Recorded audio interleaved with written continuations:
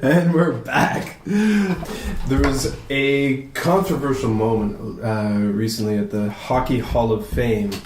Don't know, Nate, did you hear about this? I know Amy did. A women's hockey player refused to give her stick to the Hockey Hall of Fame, even though the Hockey Hall of Fame was wanting to honor her by having her stick in it. And I guess first question is, does it have to do anything with Rob Ford being nominated and put on the board of directors of the Hockey Hall of Fame? Really? No. You didn't hear about this? No. Yeah. Apparently the city of Toronto nominated him, and he is been put on the board of the Hockey Hall of Fame. And the Hockey Hall of Fame has turned around and said, well, he was nominated by the city, so as long as the city wants him on the board, we're happy to have him. But it put the onus on the city, as far as it's the city's choice to put him on the board. The board just washed their hands of, oh no, we want nothing to do with this decision. It's all about the city. A funny little thing. Who cares? I mean, what do they do in the Hockey Hall of Fame board? Destroy it. Bring all his drugs over there. Yeah, I don't know. Anyways, a women's hockey player refused to give her stick to the Hockey Hall of Fame. Who was this? Janine Weber plays for the Boston Blades, and she's in the CWHL. In the CWHL, she's a forward. Boston Blades just won the Clarkson Cup. She's what's the Clarkson Cup again? Clarkson Cup is like their Stanley Cup. It's in 7th edition this year, 7th year of the league as well. So this is the Canadian Women's Hockey League with 5 teams: Boston, Montreal, Toronto, Brampton, and Calgary. Yeah, that's right. And Boston wins. Okay. Boston won the Clarkson Cup against Montreal. How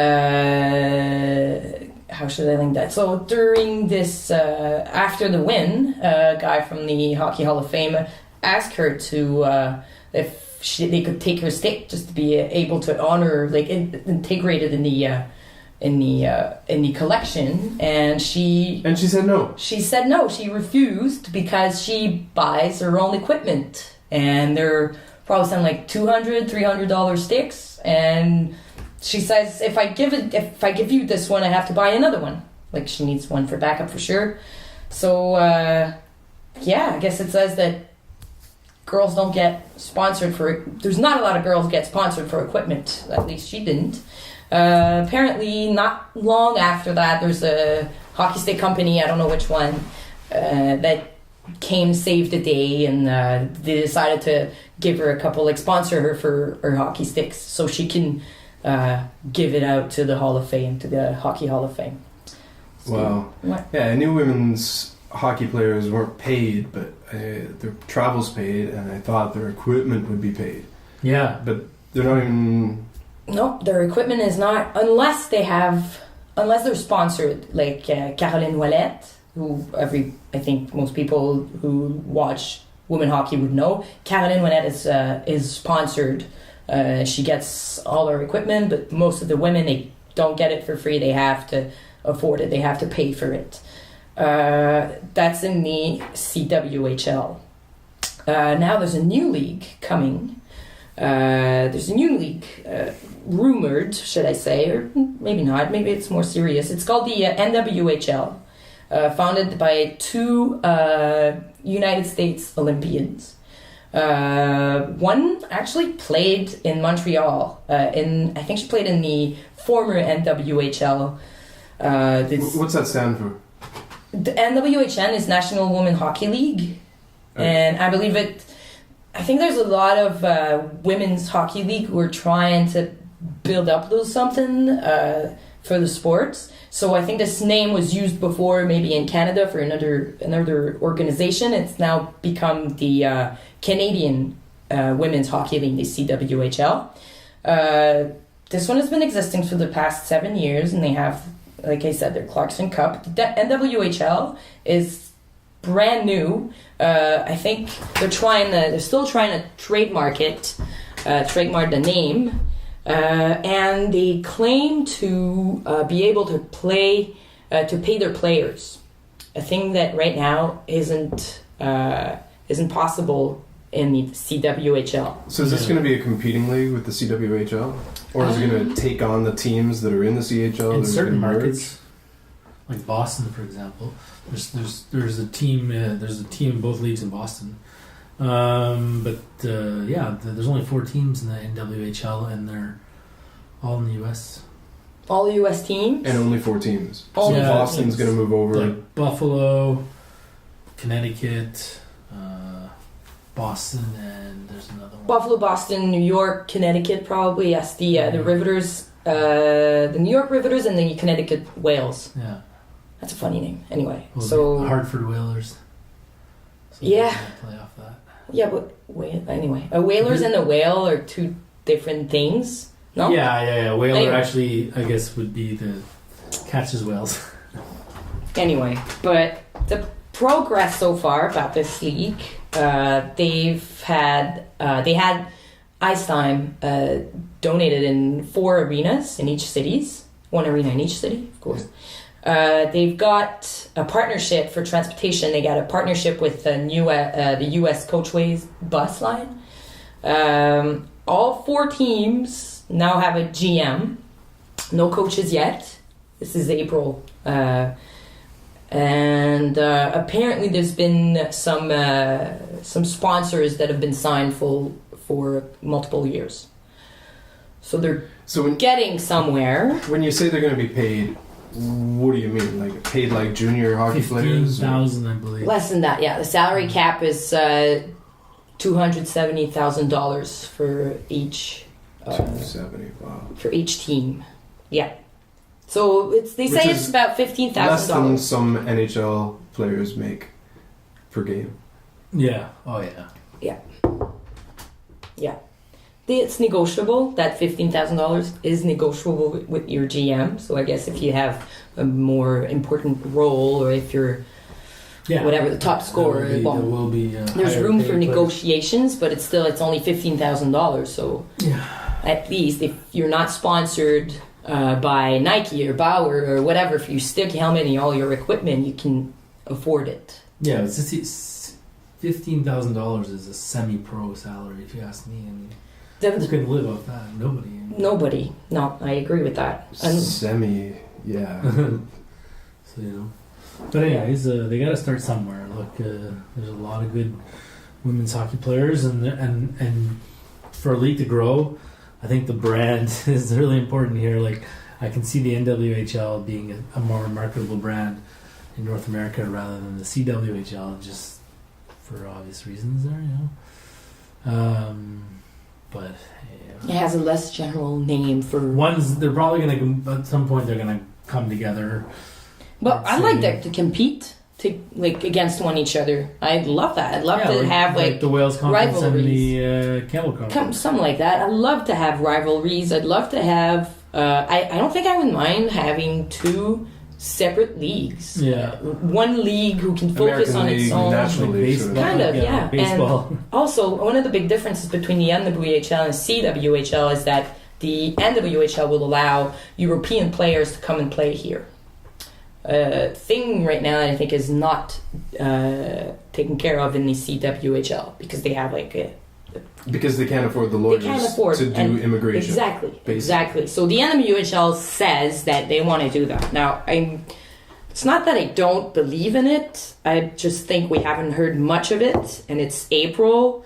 It starts in 6 months. I'm guessing pre-season and all.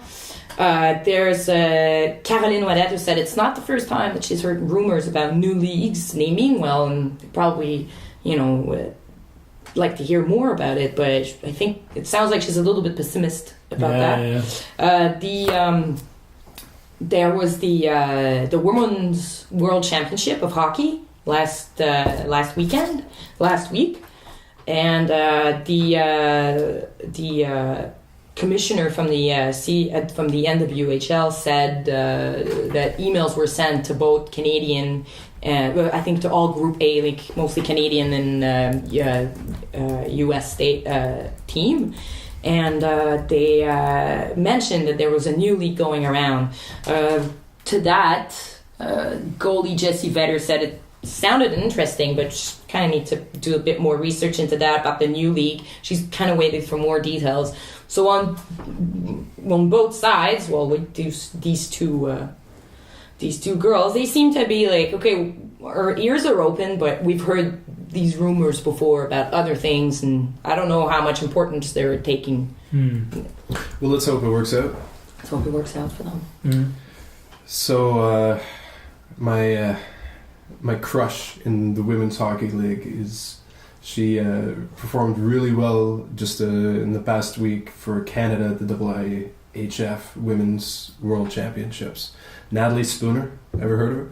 Well, I saw. I caught the. She's in the Toronto Furies. She plays for Toronto. CWHL. We went to see a Toronto-Montreal game, and Natalie Spooner, she'd get the puck, and it's kind of, I would say it's the same feeling you get with Ovechkin. Okay, he's on the ice, he's moving about, big, tall, like tough, goes fast and hard, like bulldozer. And when she gets the puck, it's exciting. Yeah, really exciting to watch. And the IIHF Women's World Championships just happened, and she led the tourney for Team Canada. 7 points, 4 goals, 3 assists.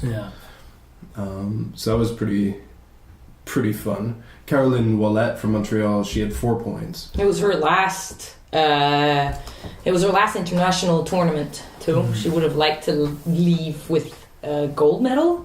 Yeah, she got silver, but it's usually what happens. It's like, it sounds as if we're winning when it counts at the Olympics, and the United States win the World Women's Championship. It sounds a little bit like that, but anyway. So yeah, it happens every time. Yeah, all the time. Team USA beats Canada every. It's like we have a specialty or something. The Olympics, I guess, is the right place to win. But it was a real passing of the torch because Caroline Ouellette, she's 35 years old. She kind of took the torch from Hayley Wickenheiser when Hayley retired for Team Canada. Also another tall, strong, you just cannot get the puck away from her, really smart passer. So she's 35, she's gonna soon retire. I believe so. Is she going to be back with the Stars next year? I think she's going to be back with the Stars next year. I think she's announced it already. And if she's not as a player, probably part of the coaching staff. I think she's that kind of girl that's going to stay in hockey. She has her place, and she's going to find work in that field. If it's not by playing, it's going to be by helping someone else do something, or media coverage, or I don't know. But this is a hockey girl. I think that's her whole life. I think her whole family is involved in the Stars, or in every competition that she does. She has a lot of it seems to be a hockey family, really. So I think she's not going anywhere. We're going to see her again, even if it's not on the ice. Nice. And so there's a passing of the torch to Natalie Spooner, who had the 7 points, and she's 26 years old, and there's a 25-year-old Marie-Philippe Poulin. Marie-Philippe Poulin, she's really good. She plays in the United States. She's the one who scored the overtime goal. The last 2 goals in Sochi, she's the one who scored just before to equalize the game, and then she scored in overtime to win the gold medal in Sochi in 2014. She was back, Marie-Philippe Poulin. Of all the players, I think they have about 16 players, or 20 players maybe, that they have to bring this year at the World's Tournament. They had 10 players who had never played a championship match before. So you said passing the torch. I guess they are. Charlene Labonte was in there. Julie Chou was Charlene in there. Labonte was Team Canada's goalie at the Olympics, right? Yeah, she was. This year at the World Championships, she's not there, but she was playing just a couple weeks beforehand at the Cup. At the Clarkson Cup, yes. The Clarkson Cup for the Montreal Stars. For the Montreal Stars. So why wasn't she there for Canada? Might have to do with work. The fact that, she might has... All women hockey players have to make a choice and at one point focus on another career because they can't survive on the salary of a hockey player. Right now, they're only paid with passion and love, not much dough coming in. So I think that's why. It might not be the only reason, though. I'm pretty sure it's also because, this team was the youngest Canadian team with an average of 23 years old. 23? 23 years old. The player average age is in this year's World Hockey Championship for Team Canada. So same thing, Wow. I guess, for it's the same thing for the United States. They also have about 10 dozen, They maybe a peak dozen. earlier. I mean, so to speak, they're in their Yeah, career yeah. because they can't play too long. Either that, or they can't play too long. Because they can't or- afford to play too Yeah. long. They can't afford to play, but it also With money. seems to be really. It seems to be like the team also wants to push maybe younger players. It's about time, we have 3 years now to practice for the Olympics. When you're 24, you're willing to work any job. There you go. There you go. You're 34, you're less willing to Yeah, work for the even semi-pro salary of 15,000. yeah. Did you watch any other games of the No, I World's didn't Women? have a chance. No, it's good. It's good formula. I really enjoyed it. It's too bad there was some, I guess, again, poor coverage. It was broadcasted by RDS, TSN. Sportnet had some articles on the website about it. RDS and TSN only talked about the finals. I don't think they talked about anything else. Even though they had the full coverage. Even though they supposedly had the full coverage. I'm a little bit surprised. Well, I'm not surprised. I'm disappointed. I'm happy that Sportnet's coverage was okay, but I feel I don't like... think TSN has a single person that covers the women's hockey leagues or women's hockey. I don't think MDS got I it. can't think of Nobody anyone does. offhand that... TSN, Yeah. for sure. TSN actually covers it. Yeah, because TSN actually covers it more intensively than. who are Rogers. their experts? Like who covers the as far as commentary on the leagues and... There's Do you know? two. Yeah, I don't know their Mhm. names. No, it's all right. But they cover it pretty good. TSN does. They cover it almost as well as other sports other than the NHL. I take that back then. I'll have to check it out because I've been doing some research and it took me a while to find a decent report on the World's Women Championship in Malmö this year in Sweden.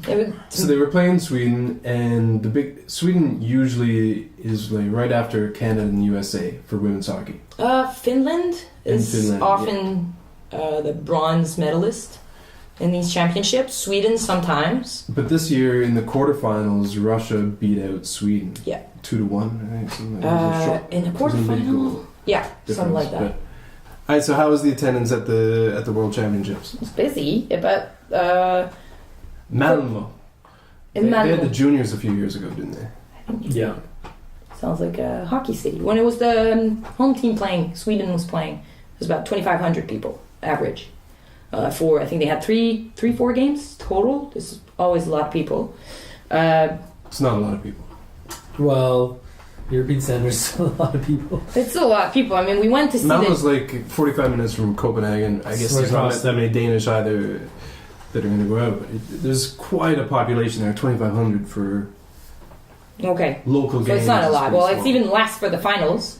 It's Less? it's 1,700 people for the finals Wow. attendance, and for the rest of the other games that didn't include Sweden, Sweden's game, it's about 300, a little more than 300 people per game. I'd say that's Well, the same as the World That's- Juniors. Yeah. Well, the World Juniors, I think, attracts like in the tens of thousands. When, of course, Sweden is playing, they'll attract 10,000 people. Germany against Denmark. Even Germany against not the Europe, United but States. Even in Montreal. Huh? In Montreal, Germany, United States for the World's Juniors. Yeah, how many people? were there? How many people Couple were there? Not a thousand? lot. Not a lot. There was Maybe a couple of thousand at least. I mean, geez. 2,000, 3,000 Yeah, top. Yeah, yeah. Top. Yeah, so okay, the attendance, whatever. Okay, people watched it, I guess. All right. The biggest surprise of the tournament was Japan, who I said earlier they beat Germany and Switzerland. They had an outstanding goaltender, Nana Fujimoto. Yeah. She's Nana? the biggest Nana Fujimoto. Fujimoto. Nice. Thing. She has the best average of all the goalies, 1.52. Wow. Wow. Yeah. Not sure how many shots she faced. That's She awesome. should get out. The other MVPs. I wonder where they train. They must be training in Sapporo. They built something in Nagano. Well, right? no. There's definitely places there. Like there are different places in Japan where they would be based out of, like Nagano, like you said. But Sapporo also had the Olympics in the 70s, and Did they had a hockey team in the 70s? I don't think so. I don't think Women's, so. Yeah. no, but they did have a men's league back in the 70s, a semi-pro league. So what's going on in Japan? Because women's hockey, they're doing really well. Yeah. Men's I don't hockey, know. they've got that young phenom that is The supposed kid, to be. I don't know much about him, but yeah. Is I he don't know still what's going going on. strong, or did he fall off? Oh no! That was just like it was this year. Yeah, I'm sure he's still going strong. But yeah, I to be honest with you, it would be worth looking into. So stay tuned. Stay tuned for look into Japan. that. Yeah. In 4 years, they might cause that big surprise. Yeah. The other MVP was, no surprise there, the United States, Hillary Knight. That's that girl who, she's really good. I think she's practicing with the Ducks. She plays for Boston Blades. She practices with the Ducks. I think, yeah, she was invited to at least one practice with the Ducks. I was going to say the Mighty Ducks. Just the Ducks. So her and on D was Finland, Jenny Irikoski.